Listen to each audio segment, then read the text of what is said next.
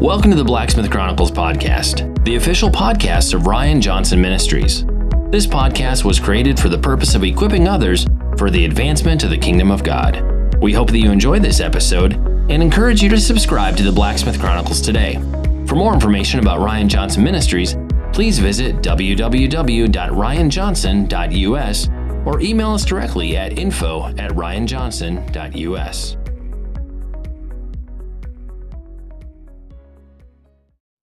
Hey guys, welcome to the Blacksmith Chronicles podcast. This week, I'm very excited to have a guest, a first-time guest, a first kind of guest because of the work that they do. I've never had a guest like this on. So this is like one of those things I'm so excited for because of the unique paradigm that they bring, not only to our world, but for so many in the faith community. So without further delaying this anymore, I want to welcome screenwriter, director, producer, and amongst many other things, Chris Dowling. Chris, thank you so much for being a part of the Blacksmith Chronicles podcast.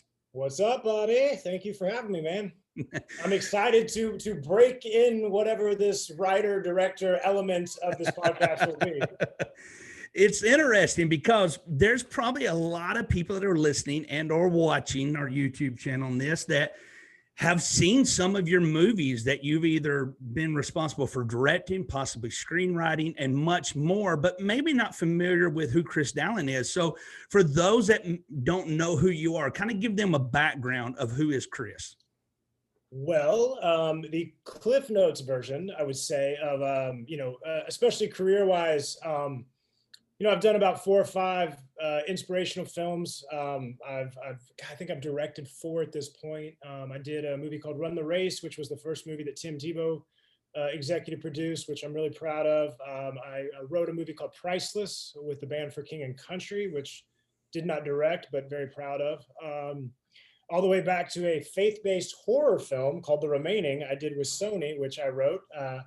And probably my favorite movie that will always be closest to my heart because the subject matter and stuff is A Where Hope Grows that I wrote and directed. And then, recently I've had some pretty cool success. I wrote a movie called Blue Miracle, which is on Netflix right now with Dennis Quaid. We were number 2 in the world for a few weeks and number 1 most liked on the platform for a few weeks. So that was pretty cool. Done a couple documentaries, did a documentary called Asperger's or Us, which is on Netflix. Did a docu-series called On Tour with Asperger's or Us, which is on HBO, and may or may not have dipped my toe into the reality world with a show called Repo Games that I created, where ran on Spike. We ran there for 40 episodes, where it was a live repossession, and then we would allow the person to play a game show in the front yard against the repo man. And if they won, we paid off their car, and if we lost, well, it was a live repossession, so we took that bad boy. That's pretty fun. So I've kind of done a lot of that stuff, but on the personal side, I lived in LA for 23 years. I've got a wife and 2 beautiful little girls, 10 and 13, and we just recently moved to McKinney, Texas, which has been really cool. And it was cool because of all the bad things, COVID has brought on or whatever, like one of the good things was it allowed our industry to be able to to leave California and not be career suicide. So for the first time, I felt comfortable escaping and not being something where it was detrimental to my. Now again, we still have to wait and see. Like a year from now, I could be like, oh, please have me back on. I can't get a job. Please, Ryan, I need all the help I can get. But for now, man, it seems pretty good. I'm busier than I've ever been work-wise, and hopefully it's not slowing down. So how does a guy that's born in the deep South, you're originally born in Mississippi, moved to Texas, raised Texas, go to the University of Texas, the mighty Longhorns and all that and everything, end up in the film industry where you're doing this, where you're writing, directing, producing, all these things? How did this come to be?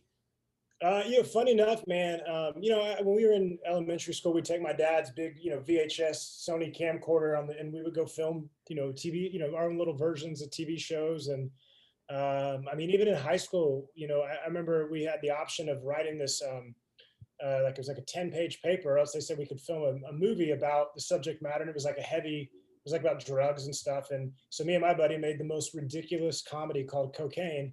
And we turned it in. And I mean, dude, the teacher gave us 110 on it. We got passed around the school and stuff. It was hilarious. I wish I could find it now. It was hilarious.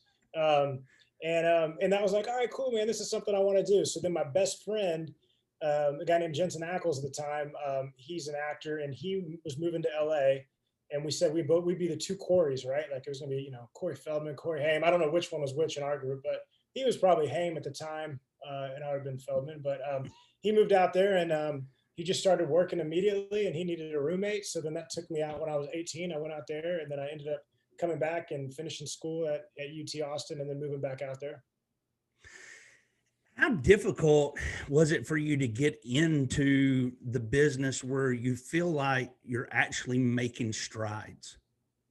That is a great question. And the truth is, I don't know that you ever feel comfortable because it's such a paycheck by check. I mean, I'm at the point now. So like that was 23 years ago when I moved out there, right? Of all the people that I've met and I mean, in our groups and our young Hollywood friends throughout the years, probably 99.9% moved back to where they're from or gotten a different industry, or because it's, you know, it certainly is the quote unquote proverbial marathon, not a sprint. And I mean, I think if you have some talent and you stick with it, but you really have to stick with it because again, I mean, it's 20 years of mainly droughts with the occasional hit. And I don't know, man. It was really tough at the time too, because in that time, if you want to be a writer, like you couldn't just email things to people. Like you had to go print out a script and you had to figure out a way to physically hand somebody a script. And when you're an 18-year-old kid out of Texas, you know, it takes some years to start building up those friendships or those places or the trust to be able to do that. So it definitely wasn't easy. I got into some acting, did some soaps and some stuff early on. And then I did a short film that kind of really cemented that I wanted to move in that direction, and we won some awards. And then from there, you know, I think it was maybe 4 years later, I did a real low budget feature film where it was me and four other guys. We all cobbled together $100,000. Like each person had to raise $25K, and but it was really cool because we had all these like legit actors that started coming on to the movie because they liked the script. So it was really fun, and it was just a trial by fire. I got to direct that one, and suddenly I was directing, you know, guys I watched on TV and movies and stuff. And again, it was cool, but it was definitely, man, you just learn as you go along. But I mean, even now, my friends that I'm like are working actors that literally on TV shows you would recognize, and then I talk to them and they're like, man, I'm just thinking about quitting and moving to Wyoming. I'm so sick of, you know, having to audition or having these meetings, and it's just a, you know, it's a constant, you know, kicking the junk or whatever. It's just it is, man. It's just like it's pound, pound, pound, pound, pound. And you always got to be grinding, you know, to stay ahead. And then, you know, it's the weirdest thing too, where it's like someone's always in control, obviously. Like I don't have $5 million to shoot my own movie, right? So it's like, but someone might not like you for the smallest reason. Like when you're an actor per se, like you're auditioning, you might be the best guy for the part, but then one of the producers is like, you know, he looks like my nephew who I hate. I don't want him. I can't look at him all day. But so it can be so arbitrary because there's really, you know, hundreds of other guys that are sitting out in that room that look just like you. And when you're writing, like these people are getting hundreds of scripts to want to see if they want to finance. So it's like, I think that's where a lot of it also is, you know, having the years now and the connections and the friendships, like that's what helps also push it through versus, you know, when you're young and 18, it's like your stuff's not getting read for the most part. So it's definitely a very relational industry for sure to get stuff done. It feels like it's like so many things in life. It's just magnitude at a greater level in that. But I'm curious because I do hear and I do read a lot of times where people first get in the industry, they go to acting and then they get behind a camera or they get into the producer seat or they get where they're in the screenwriting. What is it specifically that draws you into the screenwriting or the director's chair? I mean, for me, man, I really like to create, and I feel like it's cool I feel like I'm a pretty empathetic guy and giving voices to these characters. And I mean, it's something about having this blank palette where it's like, man, I could dream up anything. And then potentially whatever I dream up could be on that big screen one day. To me, that's what you dream about as a kid. I think when I was younger and I was like, oh, I want to act, it was like, well, I want to act because like, I want to be in a baseball movie because I'm never going to make the majors. But man, if I could just be an actor and then I'm in, Brewster's Millions and I'm one of the baseball players, whatever. Like, it was not Brewster's Millions. Actually, I'm a huge 80s fan. That's a terrible movie, but I just I know the movie though. Yeah, it's not great. But anyways, but like, the point is, dude, I could do something like that, or I get to be all these people. But then as I got older, it was like, man, it would just be more awesome to create the whole world. And so, so that's where, and then it got from like, okay, cool, I created this world. Well, now I obviously want to direct it, or I want to usher it into reality. And so that's kind of how that all came. And then, I'm real collaborative. So like, I love to find actors that like, once we have the palette and we've got the world, and I know obviously there's words on the screen, on the page that I wrote, but like, I love to give them the ability to go and kind of, I do a lot of like ad-libbing and like just kind of working and running with stuff. And a lot of it makes the film because, a lot of times these actors are rocking and rolling and you just get these little nuggets or magic if you just let them play and you let them be comfortable. I was on a podcast last night with one of the actors that I've worked with a lot, and we were just talking about what a magical time it is for an actor and how much they love it if you just let them, give them some rope and see what they can do. And so that's, for me, I'm always down to do that. So, I think once you got the world down and you got the characters down, like it's fun to go out there and as a director and see what kind of happens naturally in a lot of ways. One of the movies that you said meant a lot to you personally is Where Hope Grows. Why is that the one that really, I know all of them stand out for different reasons, but why specifically does that one mean so much to you? Man, first of all, it was a really cool just situation that, even just everything felt good about it, even on set, we just had such a time. But I think we also came together like a family because, that movie, the Hollywood Reporter said it was the first English speaking film with a lead actor with Down syndrome.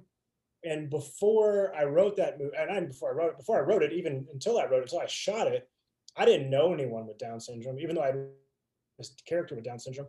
And I got, and coming out of that project, it really reshaped me. I got into like special needs ministries. I met thousands of families, and as we toured the US, him and I, presenting the movie and doing things, and I got to talk to these families, and it was really cool to give those families a hero because they had never seen that on screen before. Like when I've had parents tell me like their kids with Down syndrome went as the lead character for Halloween, which he was just a grocery clerk. So they got grocery clerk stuff, but that was who they wanted to be for Halloween. And like, to me, there's something so like, how many times in life do you get a chance to do that? Or there's a huge abortion rate with when you get a Down syndrome diagnosis. And depending, but like I'm talking like 90 to 98%, whatever you're looking at on. And we had parents that emailed us that said that like literally seeing this film helped encourage them to not do that because they didn't know what to expect. And now they see this film and they go, oh my gosh, like my child can actually achieve so much. And so there's all that to me is like the best parts of a film is when you can truly inspire and you can show, you can give the world a different kind of hero. And so I just don't know that it doesn't matter if I shoot $100 million movie one day in my life or whatever. I don't know that I'm ever going to have the same passion for a movie that I do for that. And I believe it turned out great, especially the fact that we shot it for under $1 million. Like, I think we really stretched it and made it look beautiful. And a lot of that goes to the DP, Alex Lehman. I thought the acting was great. And anyway, so it came together to me in a very magical way. It's interesting because you take that film or you take Run the Race or you take Blue Miracle, that is the latest one that is out right now, and you literally are impacting nations one film at a time, which across the board, that's what the film industry is doing. But in your particular case, each of these films have some kind of understanding of how important faith is and the responsibility of that. Why was that something that was so important for you as a writer or director, whatever, to make sure the faith application is applied? Because I believe as humans, no matter what faith, gender, sexual orientation, race, whatever, like we kind of all want the basic same things in life, right? Like we want to know that we have a purpose. We want to know that we're loved. We want the best for our family. And I think for me, I believe as a Christian, like the lens to find that is through Jesus. And so like for me, like a faith thing, like I don't my movies, I don't want them to or ever to feel like a sermon or to feel like we have all like I don't want you to watch the movie and go, oh man, I got everything. I've got all the answers now.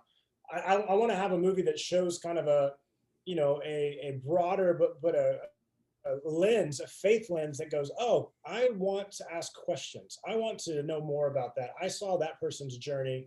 Tell me more. Or, you know what I mean? Like I want people to leave with questions and not with like some kind of concrete black or white answer, because I think it goes further.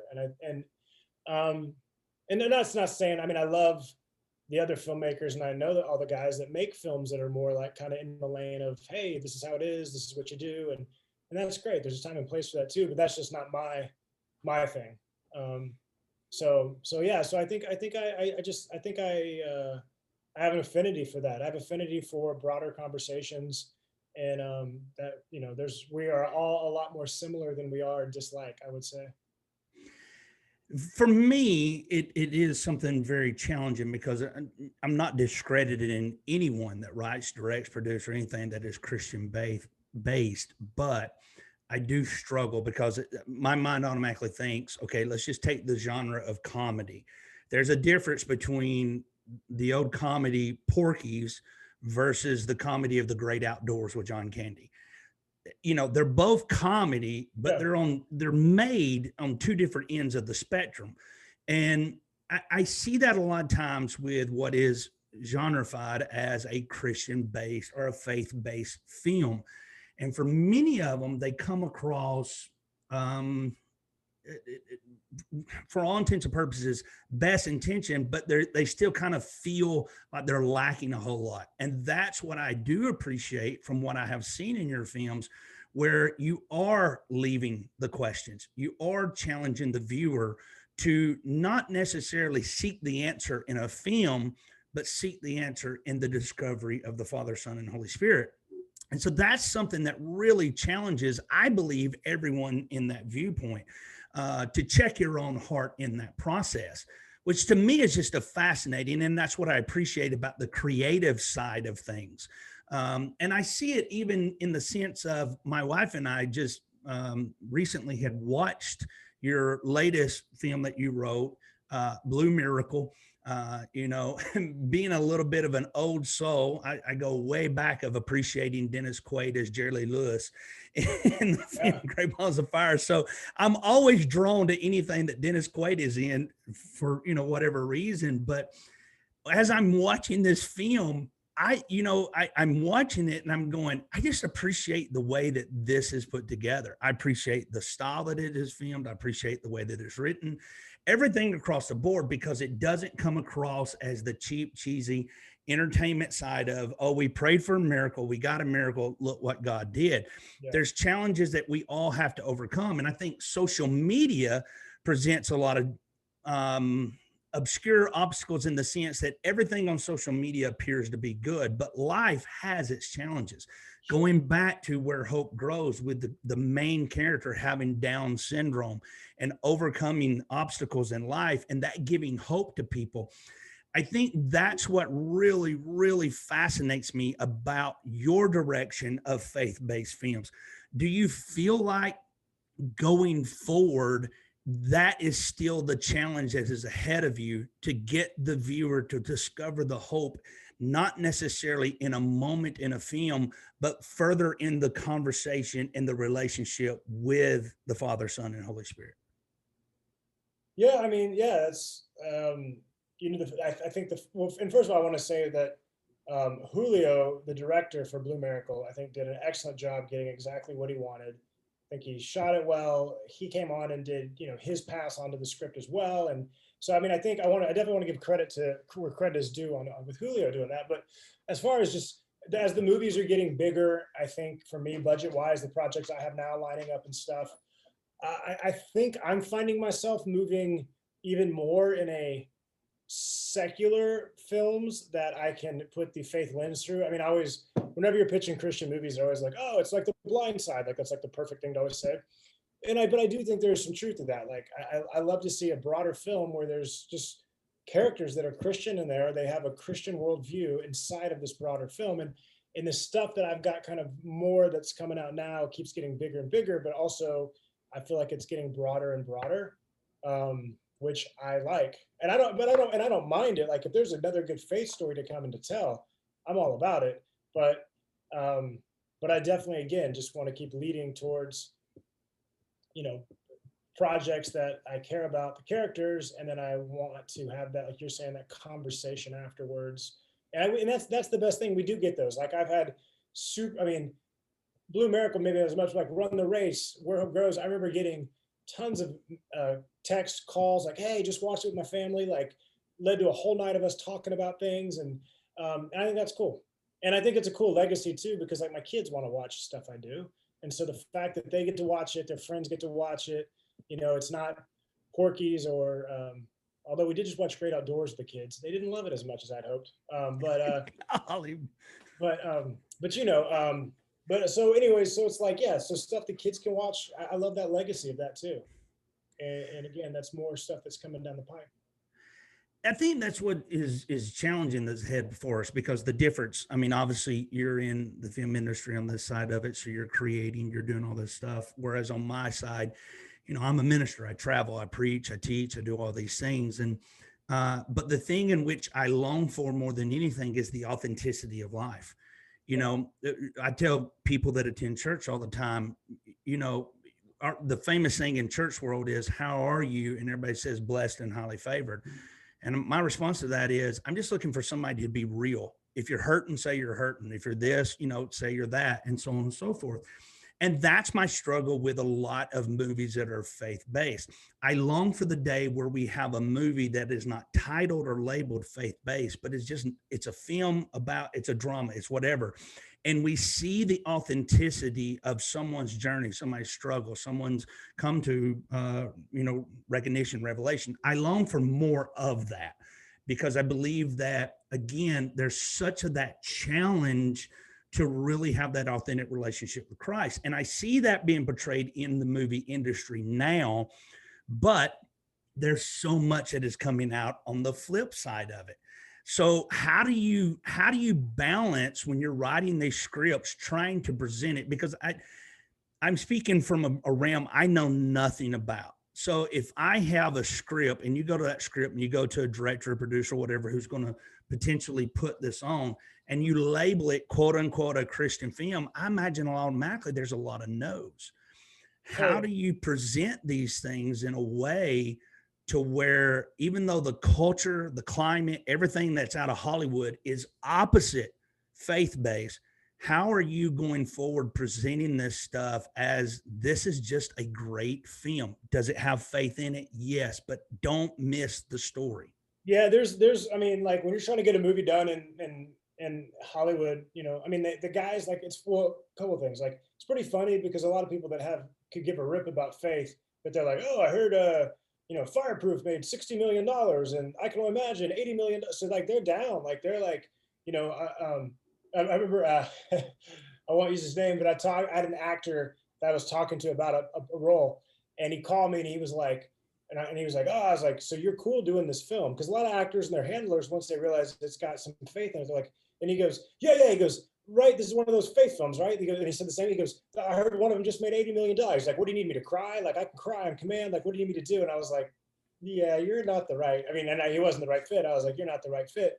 But like, there's that, so there's people that are down, but it's hilarious what they think is faith-based. Like, I've gotten some stuff where I'm like somebody sent me a book and they're like, hey, we want to make this a faith-based movie. And I'm reading the book and I'm like, you realize it says GD in the source material, like in the book, and it says the F word and it's a verb. Like, these are things that could never have, like, this is, no one can come back to the source material. Like, you can't make this. Really?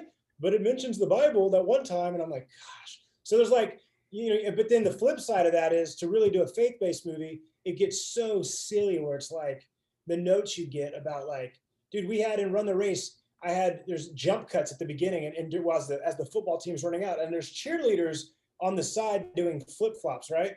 And it is jump cuts. So it's like, you can barely track it. And I got the note, yeah, we might need to lose that because you can see the cheerleaders' bloomers when they're flipping. And I'm like, dude, I'm like, if that's what you're looking for right there, man, you got deeper problems. And like, if it should be, but like, that's the kind of notes you'll get with a faith-based movie, right? I mean, I did this faith-based horror film, and it opens with these 20-something-year-old guys at a wedding. And so I've got them, they're just drinking beers, hanging out at a wedding, which is probably what 99% of most 25-year-old guys do if they go to a wedding. And I got a note back and it was like, hey, can they be drinking coffee instead of beers? So, all right.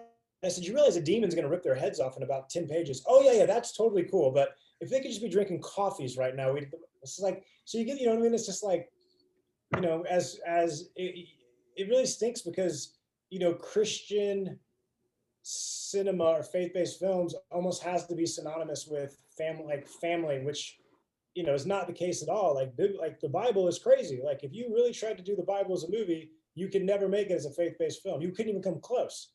I mean, it is wild and violent and sex laden, and like it is a heavy piece, right?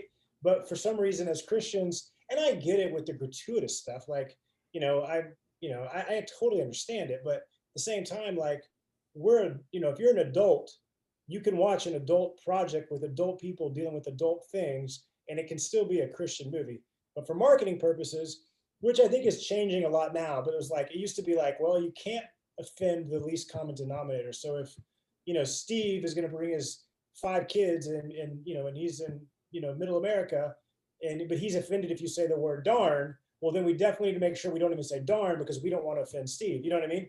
And so it really gets down to that. Or like if Luann is the 90-year-old that always puts $1 into the collections box of the church. Well, if that pastor from the pulpit says, hey, you guys should go see this movie, and she goes to see it and she's offended because it shows bloomers, well, then she might take her dollar back and not put her money in anymore. And so it really got to the point because they were so, the marketing of faith films was so specific to gatekeepers telling you to go, pastors telling you to go. So that's where I think it really got murky, where it was like, you can't do anything that's even could offend anybody because they wouldn't say anything about it from the pulpit. You know what I mean? And I get it, but that's where you ended up getting caught in this rut of these faith films and the faith film marketing concept. Although now that it's going direct to consumer, I think, we're seeing things branch out, and you're finding obviously the audience does want more, and it's not just contained by the gatekeepers to motivate people to go see a movie now. Now, you bring that up. How has that impacted or affected what you're doing, where we are in that world right now where it's not about maybe having the big blockbuster at the theater that everybody goes to. It is direct, whether it is through Netflix, Hulu, Amazon Prime, whatever. There's many, many options for things to be directly to the consumer. How does that impact you? Well, I mean, obviously it gives you a lot more channels where, stuff is available. And I think especially for filmmakers, now that Sony's bought the PureFlix platform, the streaming site, that's going to open the doors for a lot of filmmakers that are making like the $1 million movies and stuff and need a place to kind of put them. So that's nice. It's kind of a bummer because it's tough now. Obviously, nobody knows theatrically what's kind of happening because of, the COVID situation and everything. And so that's kind of a bummer because it's like, it's cool I guess the difference is like, you look at something like Blue Miracle, right? Super cool. I mean, who knows? 60, 70 million people have probably seen that movie now, right? That's a crazy number. Like if I was in the box office, I'd be lucky if I had, 1 million people see it, right? Mm-hmm. But that's the trade-off. It's like, oh my gosh, so many more people are going to see it. But then like, there's something super cool about going and sitting in the theater and seeing your movie up on the big screen that you dream about as you're younger. And when that gets taken away, then it's kind of like, it just feels different. But, and there's less upside. Like, for a filmmaker, you sell your movie to Netflix, whether it bombs or it goes crazy, whatever they bought it for, that's all that's there no matter what. If you're going to the theater, obviously you're rolling the dice and saying, hey, if this thing really launches, then everyone actually makes some money on it, which is really tough to do. So it's like, that's the other thing you're up against. But is the return, are you seeing an effect of the return versus had Blue Miracle strictly went through the movie theater route versus because it went on Netflix and it made it to number 2 and it sustained for a while? Do you see the attention drawn to those things because it is consumer led? Yeah, Directly. I like the best thing for me, for instance, is with Blue Miracles. Like when I would go in these other conversations, or I'd go speak at places, they'd be like, "Hey, this is Chris Dowling. He wrote and directed Run the Race." People are like, never heard of it. Where Hope Grows, never heard of it. Priceless, The Remaining. I mean, like you could go down a list and it would be like, okay. I mean, and some people obviously had heard of them, but like overall. But now when it's like, hey, this guy wrote Blue Miracle, like almost every conversation I'm in, those people have seen it. So it's a great launching pad for me, and it really, from personally, raised my profile, in a very big way. That also now some of these other films are getting viewed. Like Where Hope Grows has been getting viewed so much more now, and actually, I mean, I think I can say it, but I think we actually might be re-releasing it for one day in October in theaters, which is wow, awesome. Yeah, which would be awesome. We're in the works on that. So, but part of that is the success of Blue Miracle. It was like, hey, this profile's risen, and this was this great movie that has people loved, but it just didn't get we had no attention on at the beginning. So, anyways, so that's all good. So what is before you now? I mean, here you are, you've had these personal projects that's meant a lot to you. You've had these opportunities. You're at this moment. Where is the line of thinking as you progress forward from this point? Yeah, I mean, like I said, the budgets keep raising. I mean, I've got a football movie based on a true story that I've got an A-lister that's attached to that. I've got the final polish due. I've got a faith-based musical that I'm doing with the same company that did A Week Away on Netflix, if you saw that.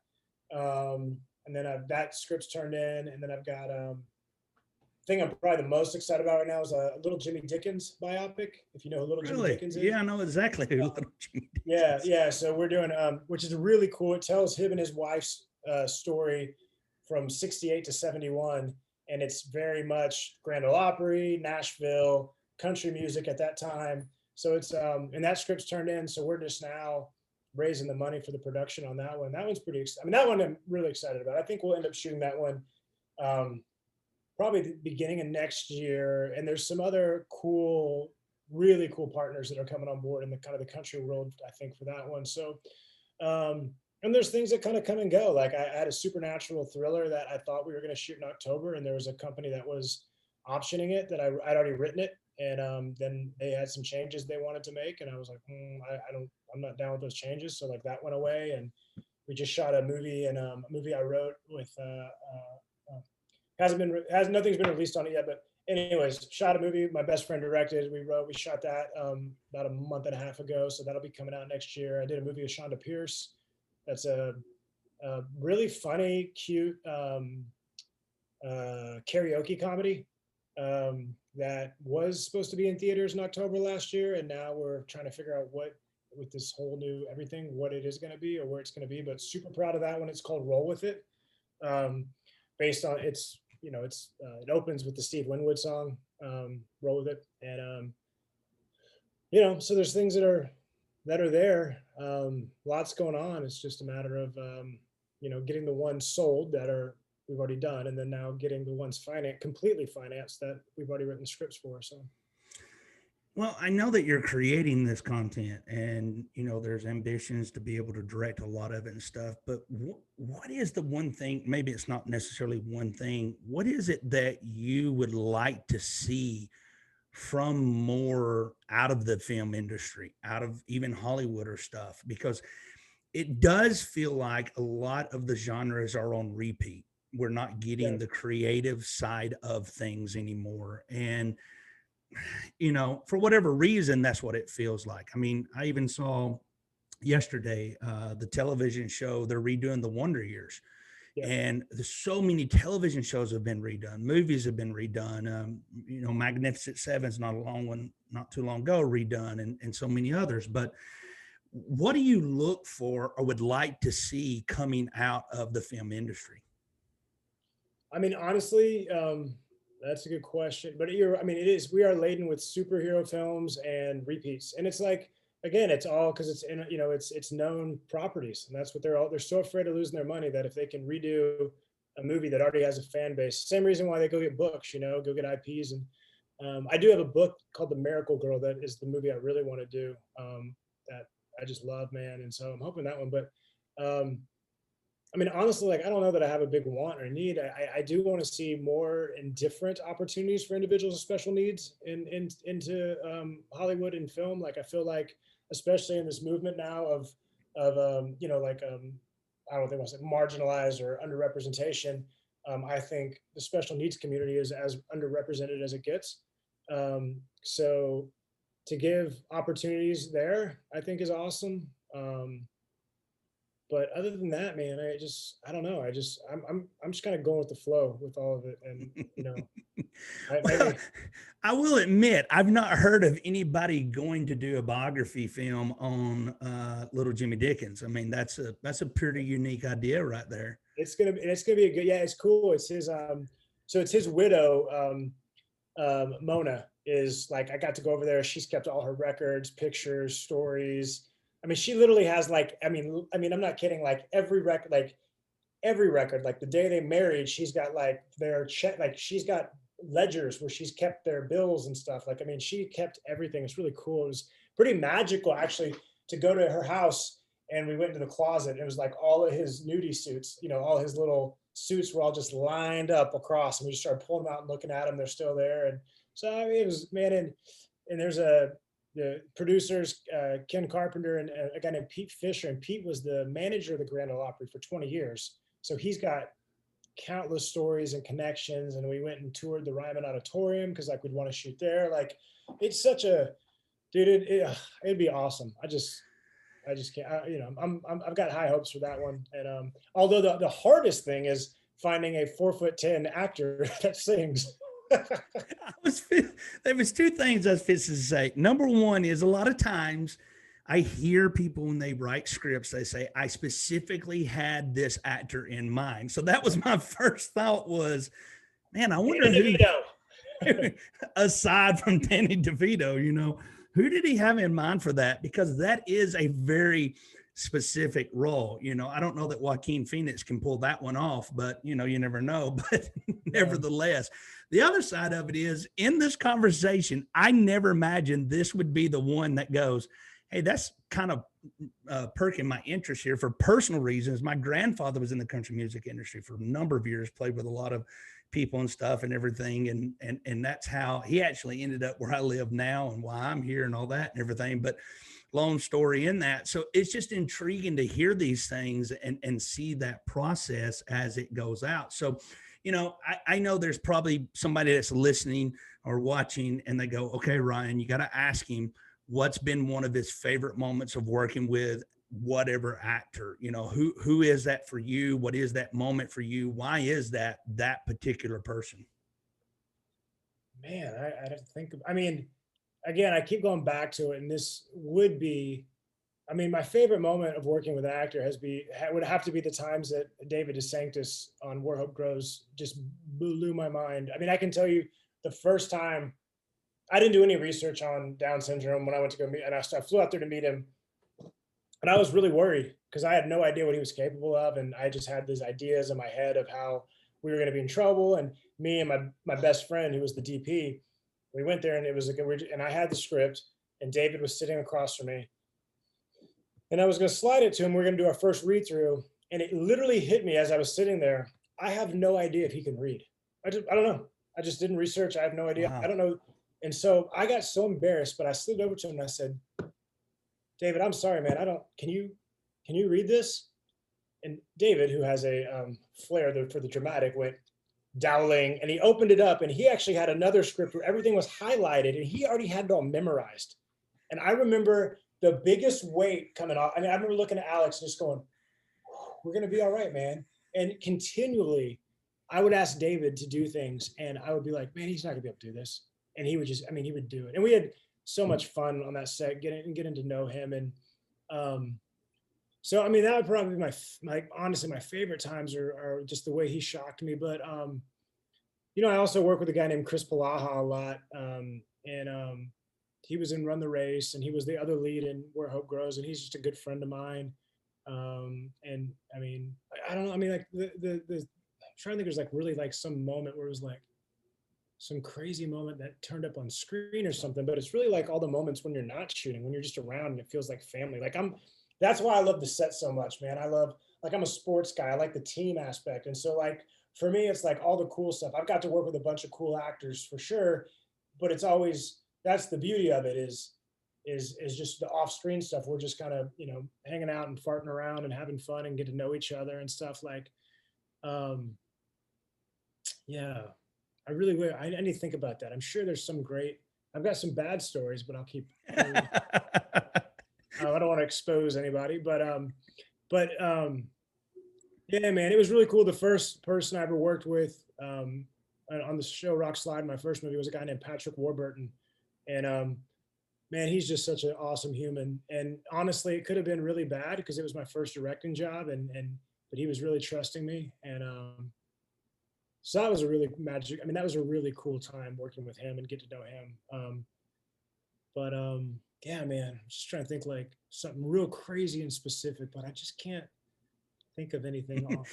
I was wondering about him because I knew he was in that movie, and he's one of those people that ironically, he typically almost plays the same character in every film, yet it's a totally different character. It is one of the strangest things for me because I'm a huge Patrick Warburton fan. Yeah. I just love his deliverance. I mean, it's just this straight monotone deliverance and stuff. And it's the look on his face. And so I was curious about that one as well, because he just seems like he would be an interesting character. But that's funny. That's when you were asking earlier, where it's like, do you ever write and then you have somebody in mind? And I typically don't, but on that one, we read the script and I wrote it and we were reading it. And my buddy's like, this is Patrick Warburton. And I was like, this is and magic. Again, it's crazy that we had $100,000 script and we got it to Patrick Warburton and he said he would do it. Like, his salary on a tip, he made more than that on one episode of insert any show he's ever done, but he did a whole movie for us with a budget of that. So with some no-name guys who had never done a movie before, and he had faith in that, man. Again, man, I love that dude. He's so awesome, and continues to be a good friend, and an amazing barbecue grill dude. I mean, like, he's a grill master. Oh my gosh! Wow, he crushes it. Well, I can see that. I can see that. Yes. Yeah, I can see that. I mean, it's just one of those things. I knew when he was in the television show for the Marvel. Gosh, I can't think of the Marvel television show. He was a character in that. And I'm laughing when I'm seeing one of the scenes. I'm like, it's the same guy from Rules of Engagement, but it's not the same guy, but it's the same guy, and it's one of those things that just, that kind of actor can own me in that. It's, I'm a huge Western. I love Westerns. And I see a lot of people in the same Westerns, but you see them in different ways, and it just owns me on that. And that doesn't happen all the time, but it does in that moment. So yeah, I appreciate it when I can see it. Now, here's the last question I got for you on this side of it. But one of the things I remember is there's a comedian by the name of Tim Hawkins, and he does this bit, and it's basically him saying he never understands why people label him a Christian comedian. He said, I'm just a comedian that happens to be a Christian. He said, if I'm having trouble with my plumbing, I don't go to the phone book and look for a Christian plumber. I look for a plumber who can fix whatever needs to be fixed in that moment. And he's doing a comedy bit on it, but it really got me to thinking a lot of times, because I think that's what really caught my attention, because I personally am immediately put on guard when somebody just walks up to me and goes, hey, I just want you to know I'm a Christian. They identify themselves, they put that label before whatever it is. And immediately, for me, the red flag goes up. Yeah. And this is what I appreciate from what I'm getting out of the product that you're creating in this moment. For me, even though they are getting often labeled a faith-based film, they're not necessarily coming across that way as a viewer, as somebody that is viewing that and watching that. Even if anybody goes and Google searches Chris Dowling, you're not going to get Christian director, Christian screenwriter. You're getting director, you're getting screenwriter. And to me, that speaks volumes that your walk with Christ can supersede what you do, but what you do is just a part of who you are as a son of God. And for me, that's just something that really, really stands apart. And I think a lot of people need to see this when it comes to film, whether it's movies or television shows. There is good product that is out there. It's sometimes challenging to find. Like you were mentioning, some of the movies that you've been a part of are challenging to find at times, but there is product that is out there. It's not always labeled the way that we perceive it to be labeled. And that's what, again, I go back because it is the latest one with Blue Miracle. You see it on Netflix, and it doesn't come across in your face as, oh, this is another Christian film. And I appreciate what you're doing on that side of it. So with all that said, I typically give every guest an opportunity to have that final word, that last thought, that's something that's on their heart. Maybe I didn't get to ask something in that moment. And there's something that you want to share with those that are listening or watching in this process. So I want to give you the final word, that last word to share. If you don't have anything to share, that's cool. But if you do, it is your opportunity. No, I mean, I think what it comes down to as far as like the movies we're talking about is, Hollywood listens. So it's like, if you do like those movies, like A Blue Miracle or Run the Race or Where Hope Grows, like you got to go support them, and you got to social media, tell people to go see them and stuff. And that's how you get more movies of that caliber, that feel made. And so I think it's super important for people to realize that, put your money or your social media, where your heart is. Like, if that really is what you want to see more of, then you really have to push it. Even like the older films, like if you go back tonight, because you listen to this and you watch Where Hope Grows, like tell people, like, go see this movie, or you enjoyed the movie or whatever. Like, I think that goes a long way. So I'd just say, if that's a great way to support, a filmmaker such as myself that is trying to do things where, I can get boxed in one way or the other. And sometimes it's easier. It'd be easier to pick one lane or the other and just be like, dude, I'm doing it straight like this or straight like this. And there's probably more opportunities that way. But I always am trying to kind of walk in that weird, strange waters where, I don't want to say 1 foot in, 1 foot out, but both feet in, both sides, I guess, if that makes sense. So yeah, I don't know, but I've enjoyed this conversation. I think one of my favorite quotes from somebody that I've read a lot on is Leonard Ravenhill. And he said, the world is not looking for an explanation of Christianity. It's looking for the demonstration. And I think there's a lot of things that we can do that we don't have to explain faith. We demonstrate it. And what you're doing in that, you're demonstrating a relationship with God, what you can do if you find Christ as your Savior, and so on and so forth. So I'm fascinated with it. I appreciate the work that you're doing. I appreciate taking the time to be a part of this. I love it.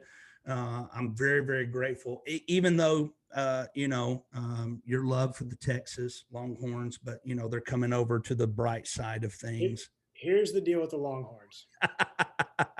They break my heart every year. So I'm so jaded right now. Like, I don't even get my hopes up anymore. And if they go to the SEC, I mean, gosh, obviously it raises the profile, but man, I hate what the SEC is probably going to do to them at this current state. Now, that doesn't mean we're not in the future. We got SEC.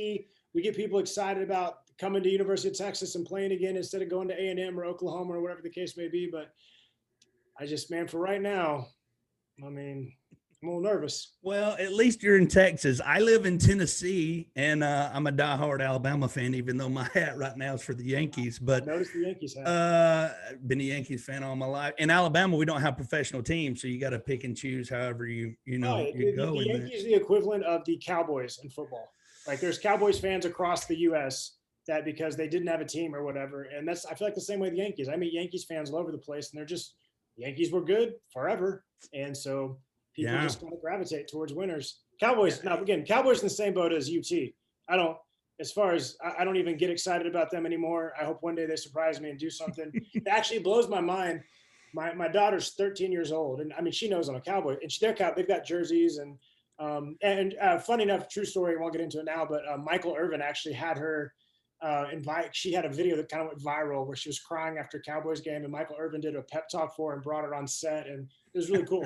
But I have to keep explaining them like there was a time when the Cowboys were good. Like she's 13, she doesn't know that. She just all she knows is we lose every year, and so it's so heartbreaking for me because I want to be like, when I was in high school, like we were good, but that was 25 years ago. It's like that is quarter of a century. That is a difficult statement to think about, that she's never seen them good, because I tell Alabama fans, listen, enjoy it while you can, because I remember when we were horrible, and it will come back around one day again. So I'm going to enjoy it while I can. But I mean, I understand that, but I couldn't be a Cowboys fan either. So, but we do have barbecue in common. So there is, for the record, there is a picture of Chris on the internet in an Alabama t-shirt. So I'm just saying. It is one of the most comfortable shirts I own. So, and I definitely am a creature of habit. So there's probably multiple pictures. Definitely on set too. I like to wear comfortable shirts on set. Oh, I'm sure on Run the Race, I bet I was in that sucker every wash day. It was probably the first shirt out. So. Yeah, for those that may not know, where Run the Race was filmed was literally an hour and a half where I was born and raised. So I'm just saying that's probably what makes that film just a little bit extra, the foundation of where it's filmed. I don't know that for a fact, but we'll say it. I think you're right. How can people learn more about your films? I mean, I'm not real good at social media, but like my Instagram is Chris_Dowling_director. Find me on Facebook. The films are on Hulu or Amazon, not Amazon Prime anymore because they just went off Prime, but they're still on Amazon. I mean, most of those films, five of those films were all Lionsgate, Roadside Attraction, theatrical releases that are now on Amazon. But I do know like Where Hope Grows is for free on Hulu right now. And then hopefully, well, obviously Blue Miracle's on Netflix. Asperger's or Us is on Netflix. HBO, if you've got it, I think you can still get On Tour with Asperger's or Us, which again, I highly recommend. And then hopefully we'll got these 2 other movies coming out soon that, you can have me back on and we can talk about other movies. We only got 4. I think we only snuck 4 80s movies in here this time. I think we can do better than that. I'm telling you, there's a long list for me. So, I'm a huge, there's a lot of 80 movies that I love, but The Great Outdoors is definitely up on the list. Planes, Trains, and Automobiles, that's always a good one to go back to. In that, it doesn't get any better than Uncle Buck, in my opinion. Well, you were just lining up the John Candy, and I gave you Brewster's Millions. You're lining up the John Candy. I loved it. My wife doesn't seem so much impressed by it, but I loved it. And of course, I'd go back a little bit further. The Jerk with Steve Martin. There's so many scenes in that owns me.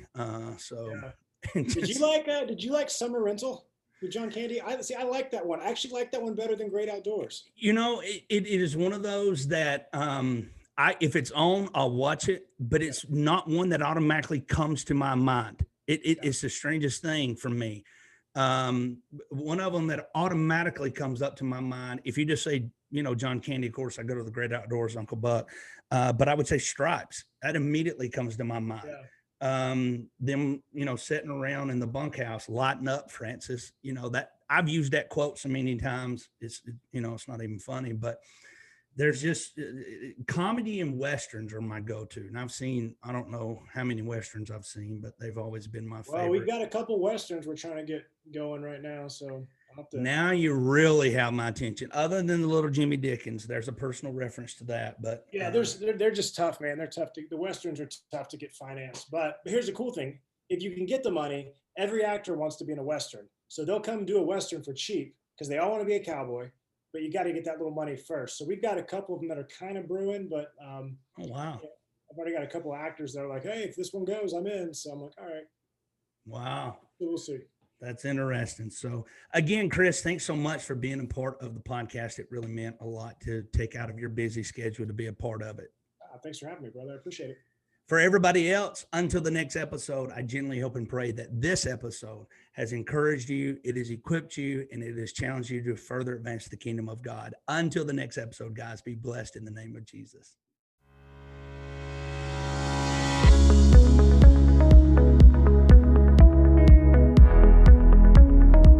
Thank you for listening to the Blacksmith Chronicles podcast. It is our prayer that this episode challenged you, encouraged you, and equipped you for the advancement of the kingdom of God. For more episodes or ways that you can partner with Ryan Johnson Ministries, please go to www.ryanjohnson.us or email us directly at info@ryanjohnson.us. Please join us again soon for another episode of the Blacksmith Chronicles.